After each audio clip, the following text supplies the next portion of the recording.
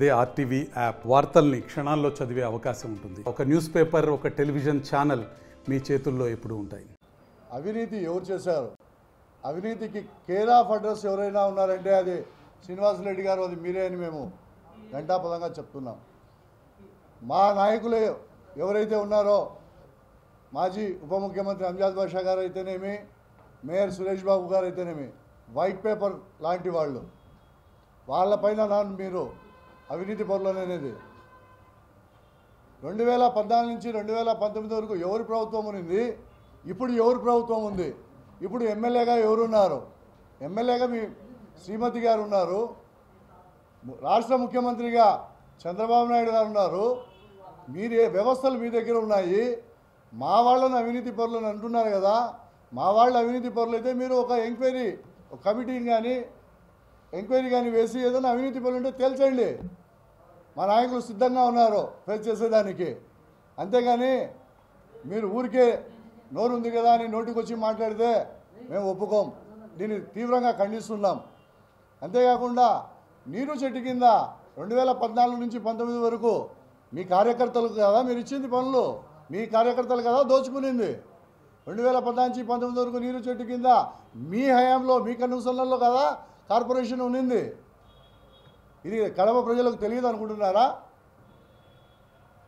ఇంకో విషయం, ఈ మధ్య కాలంలో కడప నగరంలో శుద్ధ తాగునీటి కొరకు అతి తక్కువ డబ్బులో 3 రూపాయలతో 5 రూపాయలతో కేవలం మెయింటెనెన్స్ ఖర్చుల కోసం మా ఎంపీ ల్యాండ్స్ నుంచి దళితవాడల్లో బీసీలు నివసించే దగ్గర వాటర్ ప్లాంట్లు పెట్టి, అది కూడా మీరు ఏదైతే చెప్తున్నారో కోఆపరేటివ్ కాలనీ ఉన్న స్కూలు పాడుబడిన పనికిరాని ఒక అర్ధ సెంటులో కూడా లేని స్కూల్ అది మాస్టర్ పాయింట్.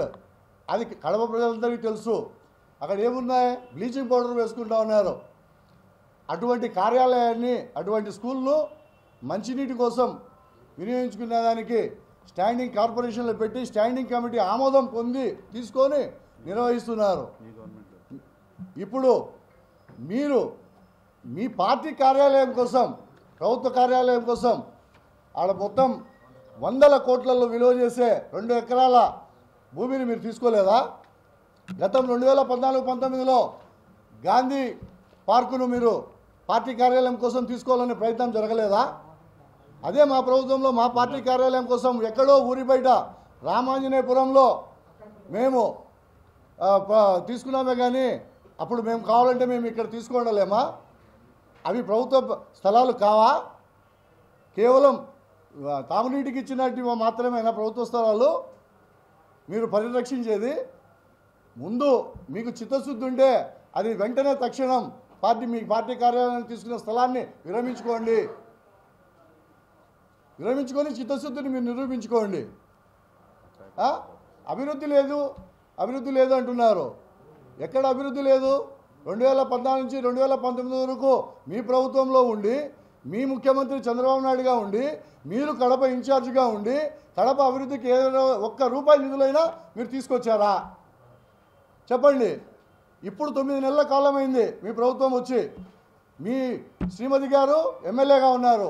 కనీసం ఈ 9 నెలల కాలంలో మీరేమైనా కడప నగరం పైన దృష్టి పెట్టి గత ప్రభుత్వంలో ఏదైనా పెండింగ్లో ఉన్న ప్రాజెక్టులు ఏమన్నా ఉన్నాయా? దీర్ఘకాలికంగా పనులు ఏదైనా మనం తేవాల్సినవి ఉన్నాయా? స్వల్పకాలంగా చేయాల్సిన అభివృద్ధి పనులు ఏమన్నా ఉన్నాయా అని ఏమైనా తీసుకొని వచ్చి ఇప్పటికీ ఈ 9 నెలల కాలానికి ₹1 నిధులు ఏమైనా తేగలిగారా? చెప్పండి. నోరుందని మాట్లాడుకోవడం కాదు, మనల్ని మనం పరిశీలించుకోవాలి కదా. గతంలో ఎన్టీఆర్ సుజల స్రవంతి కింద 10 వాటర్ ప్లాంట్లు పెడితే అవి ప్రభుత్వ స్థలాల్లో పెట్టినవి కదా. అక్కాయిపల్లె వాటర్ ప్లాంట్ అయితేనేమి, గౌస్ నగర్ దగ్గర ప్రభుత్వ పాఠశాల ముందర పెట్టిన వాటర్ ప్లాంట్ అయితేమి, ఇవన్నీ ప్రభుత్వ స్థలాలు కావా?